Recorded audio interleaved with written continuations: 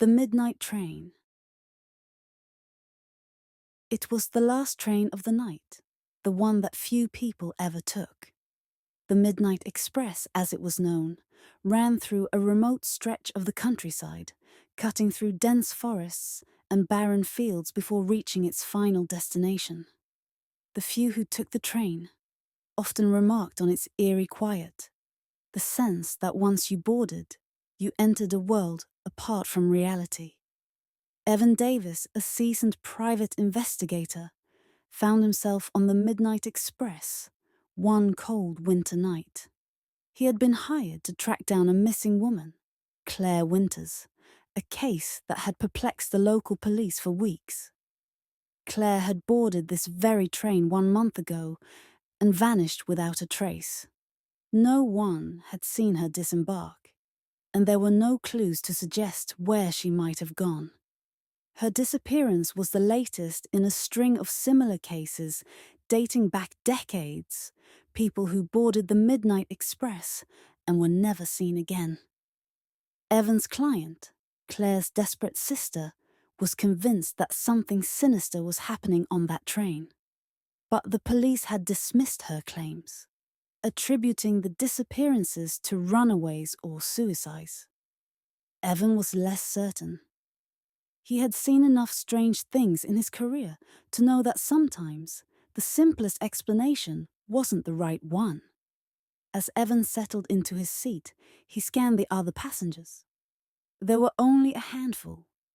An elderly couple, a man in a dark suit, and a young woman engrossed in a book. The train rumbled to life and began its journey through the night. The rhythmic clatter of the tracks, a comforting if monotonous sound. Evan kept his gaze on the windows, watching the dark landscape blur by. The deeper the train traveled into the wilderness, the thicker the fog outside became, shrouding the world in a ghostly white. The conductor made his rounds, collecting tickets with a curt nod, his face expressionless. There was something about him that unsettled Evan, though he couldn't quite put his finger on what. After a few hours, the train began to slow, coming to a stop in the middle of nowhere. Evan glanced out the window, but saw nothing but the dense fog.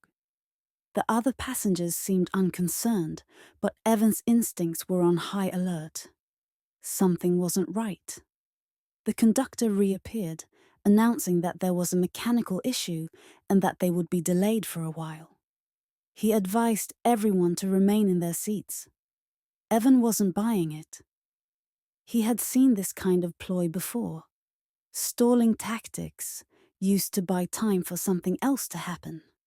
Determined to investigate, Evan waited until the conductor disappeared into the next car. Then, he quietly rose from his seat and made his way toward the back of the train. He passed through several cars, each one eerily empty, until he reached the last car, a locked compartment. Evan picked the lock with practiced ease and slipped inside. The compartment was dark, but his flashlight revealed a collection of old luggage, dust-covered and forgotten. At first glance, it looked like nothing more than storage for unclaimed items. But something caught his eye. A small leather suitcase with the initials CW embossed on the side. Claire Winters. Evan's heart raced as he opened the suitcase. Inside were clothes, a journal, and a small silver locket. The locket held a photo of two sisters, smiling and carefree. Claire and her sister, no doubt. Before Evan could examine the journal, he heard footsteps approaching. He quickly closed the suitcase and pressed himself against the wall, his hand on the grip of his gun. The door creaked open, and the conductor stepped inside, his eyes scanning the compartment. Evan held his breath. The conductor's gaze lingered on the suitcase for a moment. Then he turned and left, locking the door behind him. Evan waited a few minutes before exhaling and turning his attention back to the suitcase. He flipped open the journal and began to read. Claire's entries started out normal.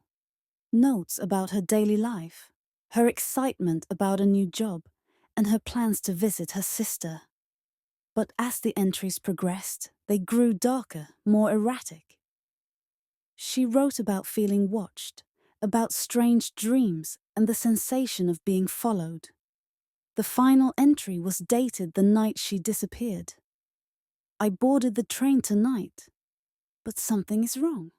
The passengers are strange, like they're not really here. The conductor keeps staring at me, and I swear he knows something. I'm scared. I think I made a mistake coming here. If something happens to me, tell my sister I'm sorry. Evan's mind raced as he pieced together the clues. Claire had sensed the danger before she disappeared. But what had happened to her? And what was the conductor's role in all of this? Determined to find out, Evan tucked the journal into his coat and quietly left the compartment. He made his way toward the front of the train, careful to avoid the conductor.